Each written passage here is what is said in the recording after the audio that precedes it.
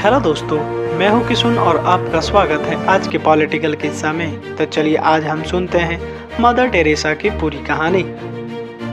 अपना पूरा जीवन भारत के गरीब लोगों को समर्पित करने वाली मदर टेरेसा का जन्म मैसेडोनिया देश के एक अल्बेनियाई परिवार में हुआ था। उनका परिवार एक अच्छी आर्थिक स्थिति वाला था। उन्हें जन्म के एक दिन बाद ही बैप्टाइज किया गया था। यह ईसाइयों में एक धार्मिक प्रक्रिया होती हैं, इसलिए वो अपना जन्मदिन 27 अगस्त को मनाती थी।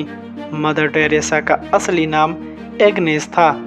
उन्होंने अपना नाम त्याग कर टेरेसा नाम चुन लिया था। वो अपने नाम से संत थेरेस ऑस्ट्रेलिया और टेरेसा ऑफ अविला को सम्मान देना चाहती थी, इसलिए उन्होंने टेरेसा का नाम चुन लिया था।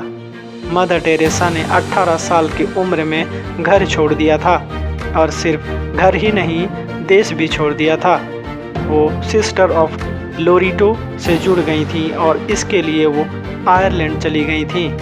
इसके बाद वो जब तक जिंदा रहीं अपने घर वालों से नहीं मिली।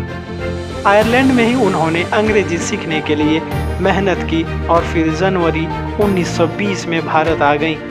यहाँ पर ग्रेजुएशन की बाद उन्होंने ईसाई मिशनरीज के लिए काम करने का फैसला कर लिया था। उन्होंने 1931 को नन की कड़ी ट्रेनिंग लेकर कोलकाता के स्कूलों में काम करना शुरू कर दिया। मदर टेरेसा ने संत मैरिज में सबसे पहले इतिहास पढ़ाना शुरू कर दिया था और वहाँ वो 15 सालों तक रहीं।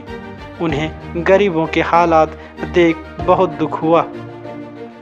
1946 में दार्जिलिंग स्ट्रीट के दौरान ही उन्होंने कहा कि उन्हें भगवान का संदेश मिला है कि इस देश में सबसे गरीब लोगों की मदद करनी है।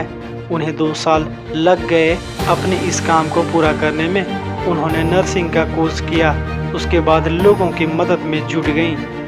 मदर टेरेसा जब सेवा के क्षेत्र में आई तो उन्होंने सबसे पहले अपनी ड्रेस बदलकर साड़ी कर ली ताकि वो लोगों के बीच आसानी से रह पाएं। उन्हें पहले आसान जीवन जीने की आदत थी, लेकिन झोपड़ी में रहना पड़ा और भीख मांगकर उन्होंने लोगों का पेट भरा। उन्हें कई बार कॉन्वेंट वापस जाने का मन भी किया क्योंकि स्लम की ज़िंदगी काफ़ी मुश्किलें होती थी, पर वो टिकी रहीं और कोड़ प्लेग आदि बीमारियों के मरीजों को भी मदद की। 1948 के दौर में भारत वैसे ही अच्छी हालत में नहीं था, ऊपर से गरीबों को ऐसे हालत में कोई ठीक से नहीं रखता था। मदर टेरेसा ने 1947 में ही भारत की नागरिकता ले ली थी। वो फराटे से बंगाली बोलती थी। मदर टेरेसा के बारे में अक्सर कहा जाता रहा है कि उन्होंने कई बार चमत्कार भी किए हैं।